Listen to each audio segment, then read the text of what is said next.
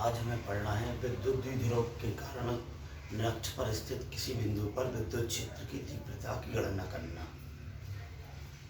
तो विद्युत द्विध्रुव चाहिए। तो विद्युत द्विध्रुव क्या होता है? दो आवेश विपरीत आवेश हों और परिमाण एक समान हो। विपरीत आवेश हों, परिमाण एक समान हो, ये विद्युत द्विध्रुव कहलाता है। तो ए भी एक विद्युत द्विध्रुव है जिसका मध्य बिंदु O है, लंबाई 2L है,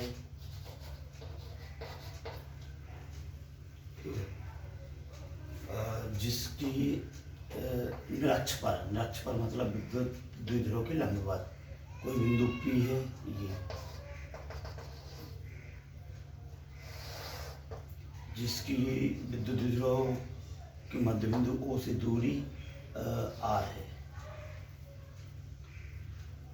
तो हमें बिंदु P पर विद्युत क्षेत्र की तीव्रता की गणना करनी है AV के कारण, जो माना E है। तो P पर कुल तीव्रता कैसे निकालेंगे? A के कारण E पर माइनस Q के कारण कितनी तीव्रता है ये ज्ञात करेंगे। इसी प्रकार B पर प्लस Q के कारण P पर कितनी क्षेत्र की तीव्रता है ये देखेंगे। फिर इन दोनों को जोड़ना पड़ेगा। तो सबसे पहले हम देखेंगे विद्युत क्षेत्र की तीव्रता का सूत्र कूलाम के नियम से। कूलाम के नियम से कितनी होती है? विद्युत क्षेत्र की तीव्रता E होती है 1/4 पाई एप्सिलॉन 0 के Q/R²। Q/R² न्यूटन/मीटर, मात्रा हिस्सा कितनी होती है। तो Q क्या होता है? आवेश। R होती है दोनों आवेशों के बीच की दूरी, जिसमें एक आवेश एकांक है, इसलिए यहाँ का 1 हटा दिया है। तो हमारे लिए क्या करना है? पहले A के कारण P पर कितना बल लग रहा है ये ज्ञात करना है। इसलिए एक बल कितना है? एकांक। तो यहाँ परीक्षण आवेश है, एकांक धन आवेश लेते हैं जिस पर तीव्रता की गणना करनी है। तो A के कारण, A पर कौन से आवेश के कारण? माइनस Q आवेश के कारण P पर विद्युत क्षेत्र की तीव्रता माना EA है। तो EA बराबर कितना हो जाएगा? 1/4 पाई एप्सिलॉन 0 के ये नियतांक है, ये ज्यों का त्यों। अब यहाँ आवेश अपॉन दूरी होती, तो आवेश कितना है? -Q। तो आवेश -Q आ गया। अब दूरी और चाहिए है, तो दूरी क्या होती है? इस आवेश की यहाँ से दूरी क्या होगी? दूरी होती है न्यूनतम दूरी, तो ये हो जाएगी A से P तक की दूरी माना D है। तो ये AP लिख पाएंगे जिसकी वैल्यू D है, दूरी। तो दूरी का स्क्वायर D² हो जाएगा। जिसकी दिशा क्या होगी? अब ये प्लस है जिस पर बल लग रहा है, और जिसके कारण लग रहा है वो माइनस है। तो प्लस माइनस में आकर्षण होगा, मतलब P बिंदु A की ओर आकर्षित होगा मतलब क्षेत्र की तीव्रता अंदर की ओर होगी EA। तो इसकी दिशा क्या होगी? एरो के द्वारा किस दिशा में? AP दिशा में, और PA दिशा में, PA दिशा में आकर्षण के कारण। तो ये की दिशा सदिश राशि है, दिशा बतानी पड़ेगी आकर्षण बल के कारण। इसी प्रकार सिमिलरली B पर प्लस Q आवेश के कारण इस पर P पर तीव्रता, विद्युत क्षेत्र की तीव्रता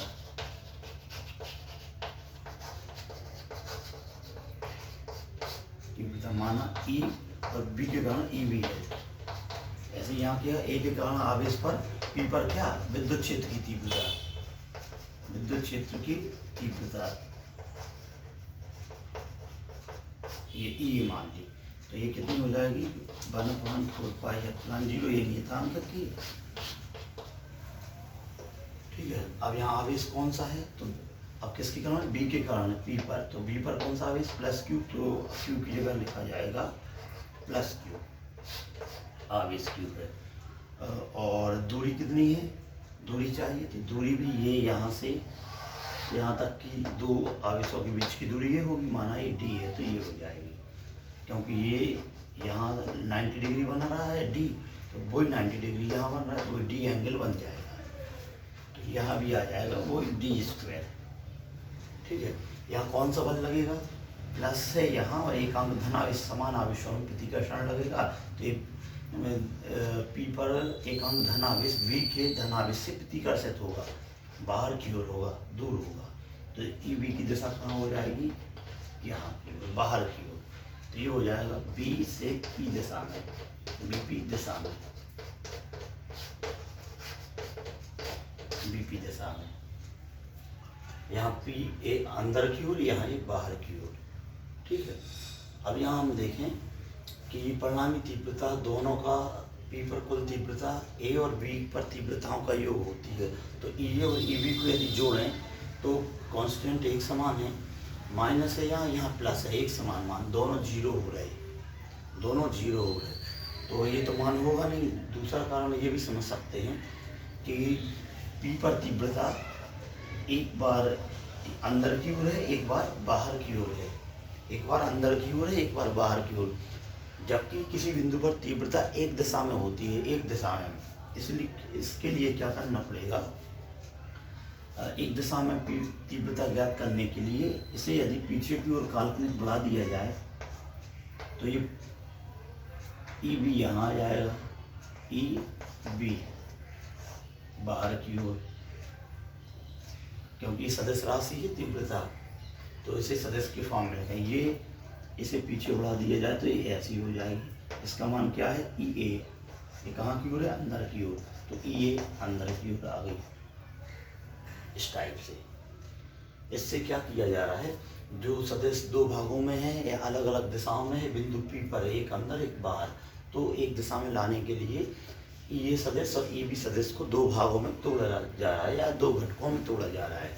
इसके लिए क्या करना पड़ेगा, ये आ गए दो तीव्रताओं की दिशाएं, तो अगर यदि हम माने कि विद्युत द्विध्रुव बिंदु पी के साथ थीटा कोण बनाता है, थीटा कोण, तो यहाँ भी थीटा कोण बनाएगा, क्योंकि भुजा एक समान है तो कोण बराबर होते हैं समान भुजा के, तो यहाँ कोण बराबर कर दिए। इसका उपयोग क्या होगा, जैसे सदिश वियोजन हम जानते हैं, यदि कोई सदिश u होता है बेस, ये थीटा कोण बनाए तो ये u का कॉस घटक हो जाता है, क्षैतिज घटक, और ये हो जाता है उस u का साइन घटक। ये 11th में पढ़ चुके हैं प्रक्षेप गति में।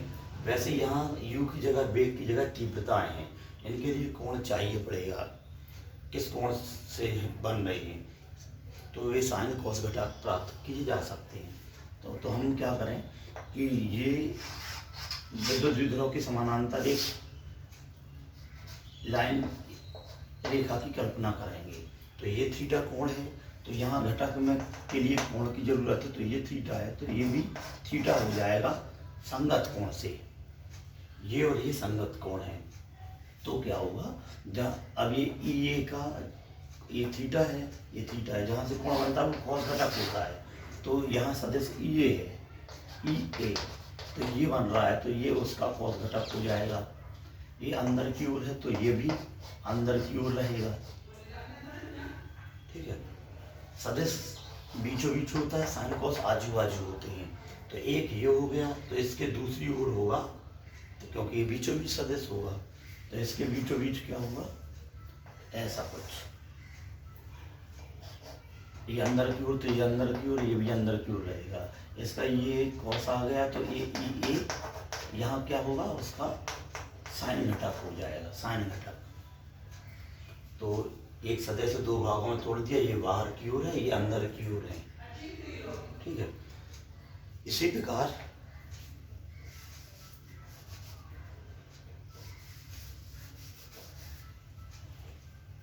ये हो गया ई ए के लिए। इसी प्रकार ई बी के लिए देखें, ये थीटा कोण है, यहाँ घटक चाहिए कोण, तो ये थीटा है, तो इस संगत कोण से ये भी थीटा घटक हो जाएगा, थीटा घटक।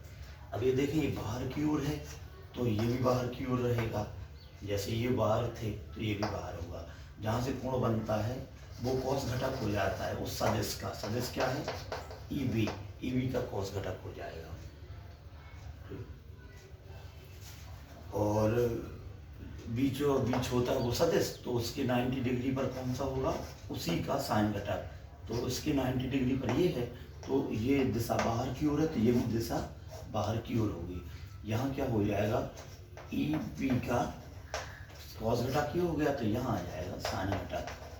साइन घटक इस प्रकार सदिशों में वियोजन करते हैं। यहाँ हम देख रहे हैं सदिश वियोजन से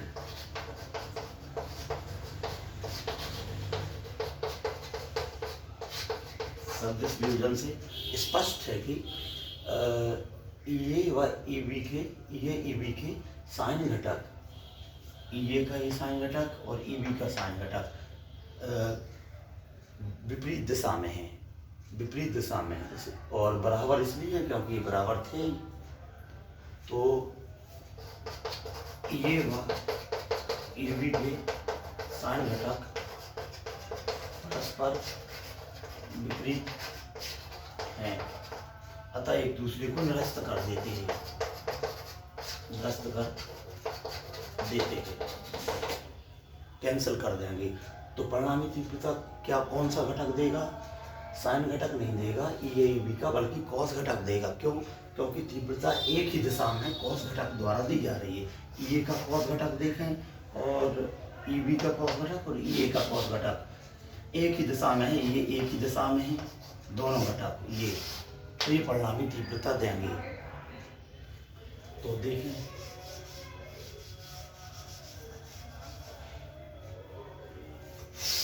अतः परिणामी तीव्रता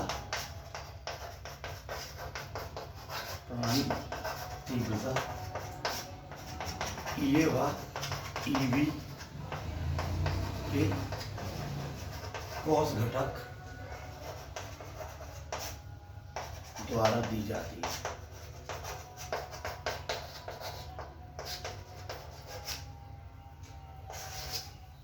कॉस घटक द्वारा दी जाएगी। साइन घटक एक दूसरे को निरस्त कर देते हैं। अब हमारे लिए क्या करना है?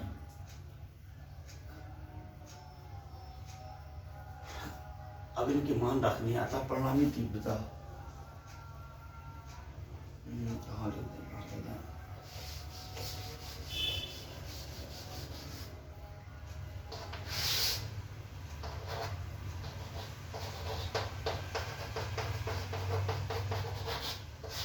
परिणामी तीव्रता E होगी जो EA का कॉस घटक प्लस EB का कॉस घटक होगी। ठीक है। जिनकी दिशाएं क्या हैं? जिनकी दिशाएं एक समान है।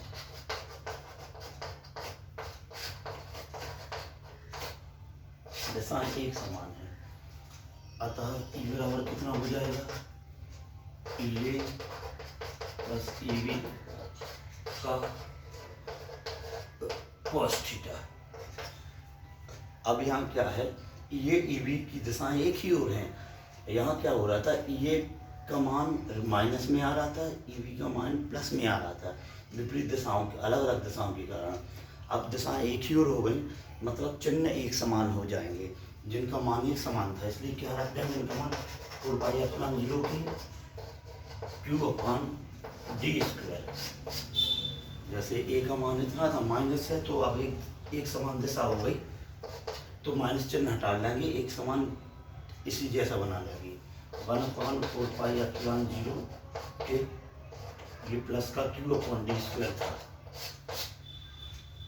ये माइनस माइनस भी कर सकते हैं या प्लस प्लस कर सकते हैं, क्योंकि दोनों की दिशाएं अभी एक समान हो गई। तो माइनस चिन्ह हटाने के लिए इसको घटकों में विभाजन करना पड़ा। इसका अर्थ ये हुआ ताकि एक ही दिशा में दोनों घटक आ गए, EA का कॉस और EB का कॉस घटक।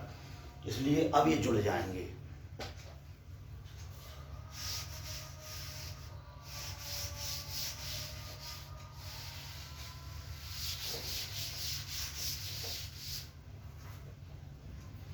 तो E इक्वल आ गया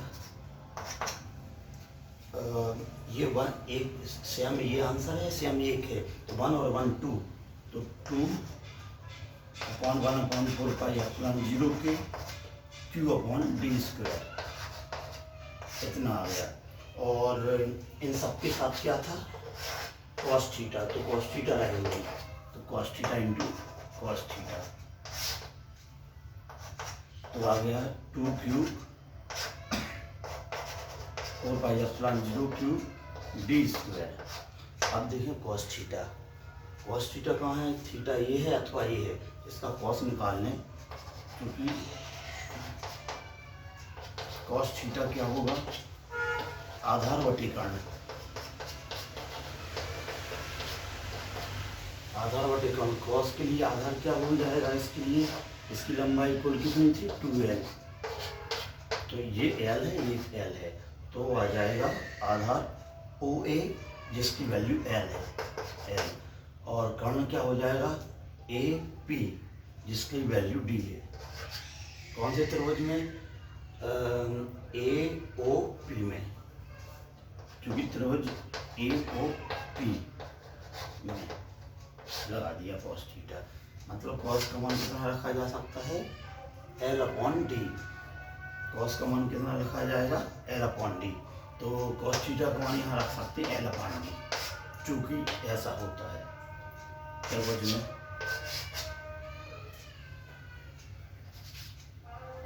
तो E बराबर कितना आ गया, इतना आ गया, तो E बराबर 2QL अपॉन 4πε0 के d² इंटू d3 आ गया।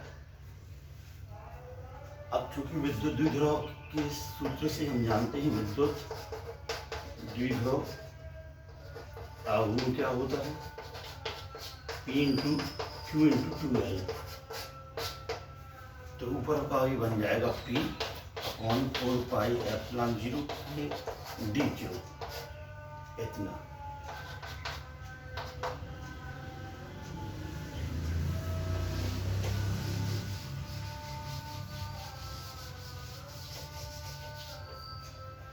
अब d क्या है, d विद्युत द्विध्रुव की लंबाई 2l से संबंधित नहीं है, और जिस बिंदु पर तीव्रता ज्ञात कर रहे हैं उस दूरी से संबंधित नहीं, बल्कि ये सॉल्व करने के लिए रचना की थी, जो कि एक किस्म से काल्पनिक है। तो इस d को ऐसी दूरी में बदलेंगे जो हमें पता है, जैसे विद्युत द्विध्रुव की लंबाई पता है और वो दूरी जहाँ से विद्युत द्विध्रुव की बिंदु स्थित है निरक्ष पर, अतः d को बदलेंगे पाइथागोरस प्रमेय से, पाइथागोरस प्रमेय से। पाइथागोरस प्रमेय क्या कहता है, समकोण त्रिभुज में इसमें अथवा इसमें कर्ण का वर्ग लंब और आधार के वर्ग के बराबर होता है, मतलब d² होगा L² प्लस R² के बराबर। ठीक है, इसलिए d कितना हो जाएगा, L² R² का 1/2।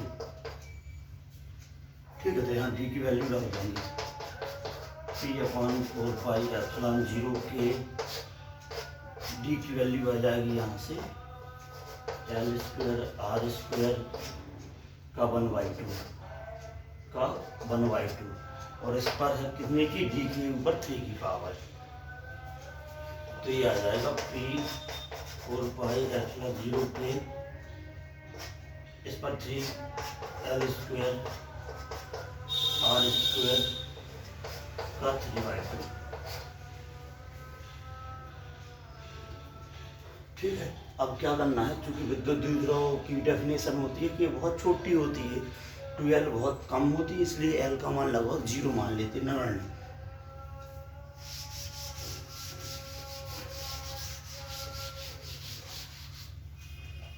लेकिन हमें विद्युत द्विध्रुव की परिभाषा चाहिए, विद्युत द्विध्रुव की परिभाषा से 2l बहुत कम होती है, विद्युत द्विध्रुव की लंबाई बहुत कम होती है, इसलिए l का मान लगभग 0 हो जाएगा, उसका आधा, लंबाई का आधा, और उसका वर्ग भी करना, छोटी संख्या का वर्ग और छोटी आ जाती है, इसलिए इसका मान कितना हो जाएगा 0। तो E इसको आ जाएगा P/4πε0 के आर स्क्वायर 3/2, ये 0 हो गया।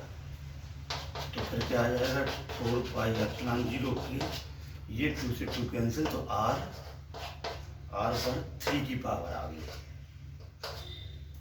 ये इसकी तीव्रता आ गई।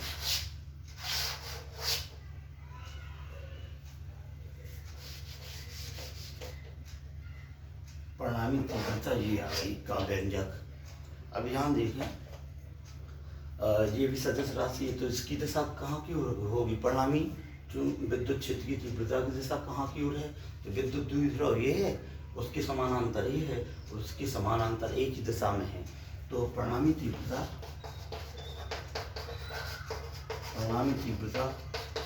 विद्युत द्विध्रुव के समांतर या अनुदिश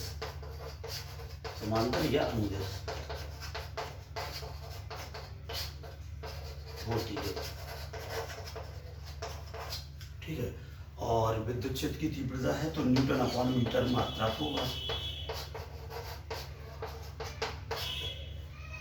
तो ये क्या था?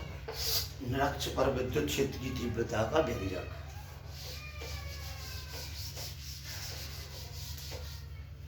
निरक्ष पर स्थित बिंदु पर विद्युत क्षेत्र की तीव्रता का मान है।